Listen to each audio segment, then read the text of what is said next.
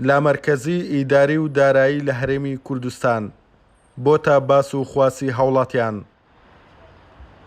هاوڵاتیان بە گرنگیەوە باز لە پرۆژەی لامەرکەزی ئیداری و دارایی لە هەرێم دەکەن و پێیان وایە بە جێبەجێکردنی پرۆژەی لامەرکەزی سوودێکی زۆری بۆ ئیدارە و پارێزگاکان لە هەرێمی کوردستان دەبێت.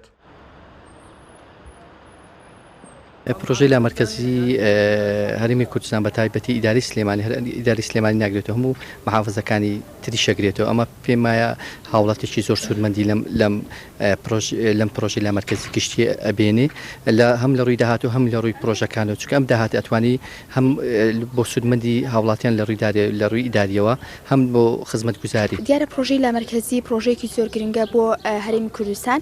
وەکو ئەزانین کوردستان لەم ڕۆدا تووشی قەیرانێکی دارایی سەخت بۆتەوە کە ئەمەش کاریگەری لەسەر هەر تاکێکی ئەم هەرێم هەیە. پرۆژەی لامەرکەزی ئەبێتە هۆی گەڕاندنەوەی ئومێدێک بۆ ئایا گەنجان بێ ئەو کەسانەی کە سوودمەندن لەم پرۆژەیە، ئەویش ئەبێتە هۆی کەمبوونەوەی ئەم قەیرانەوە یاخود نەمانی قەیرانەکە لە داهاتوودا. هەمومان لە قەیران داین و قەیرانەکەش لە ناو هەموو چینەکانی کۆمەڵگەدا بڵاوبووەوە و هەمویان چاوەڕێی چارەسەرێک دەکەن و لامەرکەزیش لێستادا وەکو چارەسەری سەرجەم کێشەکان دەبینین.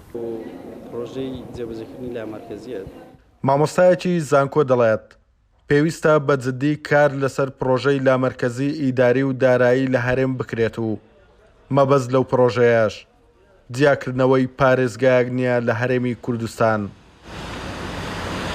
دیارە پرۆژەی لامەرکەزیەت کە ئێستا لە کوردستان ماوەی ساڵێک زیاترە با بڵێن کاری لەسەر دەکرێت بە شێوەیەکی چڕۆپەر و لیژنەی تایبەتی بۆ پێکەنراوەیەکە لەو پرۆژە ناوازە و نایابانەی کە پێویستە بە جددی لە کوردستان کاری لەسەر بکرێەوە. جگەلەوەش ئێمە ئەگەر بمانەوێت زیاتر لە پرۆژەی لامەرکەزیەت تێبگەین پێویستە بگەڕێنەوە بۆ وڵاتانەی کە سیستەمی لامەرکەزیەتیان لە ساڵیان ڕابردوو جێبەجێ کردووە و ئێمە لە هەرێمی کوردستان کە باز لە لامەرکەزیەتی کارژێڕ و ئیداری دەکرێت مەبەست لە جیابوونەوەی با بڵین پارێزگای سلێمانی نییە لە قوارەی هەرێمی کوردستان.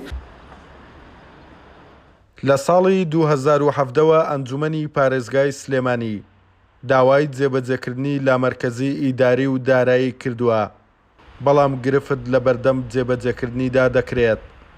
هاوکات یەکێتی نیشتیمانی کوردستان بۆ باشترکردن و کار ئاسانی ژیانی هاوڵاتیان بە پرۆژەیەک داوای جێبەجێکردنی لامەرکەزی ئیداری و دارایی دەکات.